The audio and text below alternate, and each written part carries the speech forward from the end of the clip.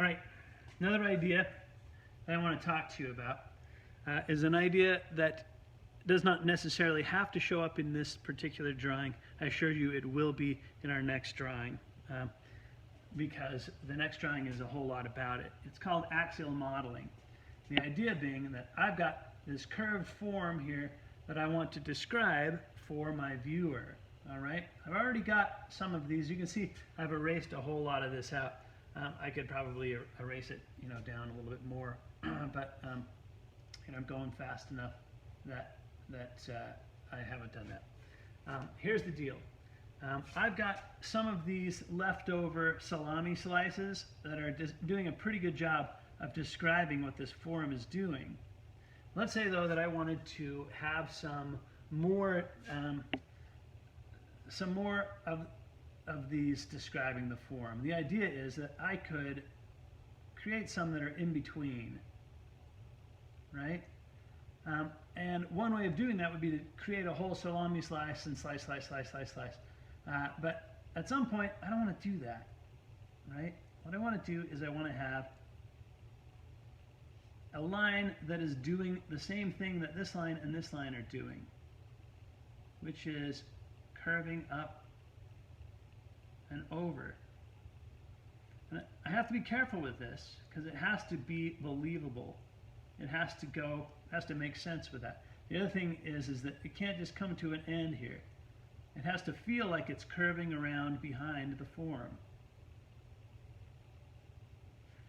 I can have that come in here, pop in, disappear inside that little notch, right? Go in, disappear, and then come back out. And it's a really effective way of describing a little thing like that notch. I'm looking at this, I'm looking at this, and I'm creating a line that is describing this form topographically.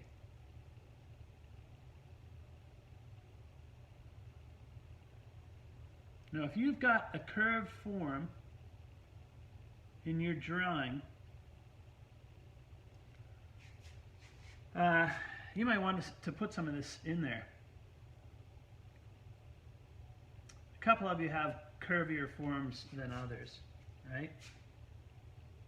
But I want this to follow, like check this out. Well, I already have that. But in here, if I chop that in, imitating that line, right?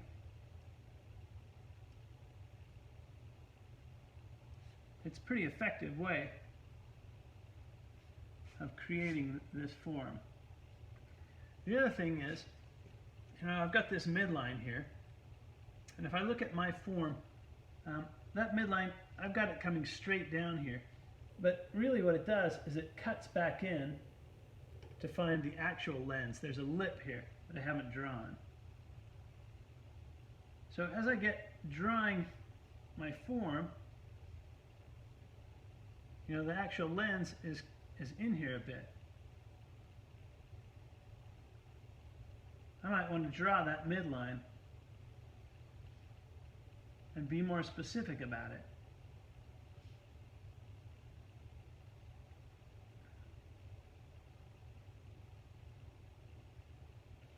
Right? This is getting kind of fudgy, but what does that midline do? Comes out here, which would give me an extra thing that I have to draw here, right? I don't love that because I'm getting tired. But if I want to get real specific with this thing, I can. I've got this little plastic thing on the side that I haven't drawn. It's right about here. That's going to be a cylinder, right? But a cylinder that's sort of wrapped around this thing. I think maybe I'll take that on a little bit later. I also have a screw down here at the bottom of this thing. I'd want to crisscross, find that you know, that screw and create it. It's essentially a dome, right, with a crisscross in the middle of it. So now what I would start doing is I would start looking at the details of this thing. Some of the details are not important. I would tell you this: I would rather have a fork stuck in my eye than write the word cat eye halogen, right, and have that wrapping around there. Fortunately, I don't have to do that because it's not important, right? It's not structurally important, so I'm not going to do it. I think that I probably should draw this, and I probably should draw that lip, right? And I ought to, you know, give this extra plane its due, okay? I probably should draw that screw that's down in there. The truth is, I could get away with not drawing any of that stuff. And it's still a good drawing already. But I think that I would want to do a little bit of axial modeling here. And I could, you know, get that thing in there. I want to probably spend as much time on this as I can before, you know, until I drop from exhaustion, probably. All right. Anyways, I'll give you a summary here in just a bit.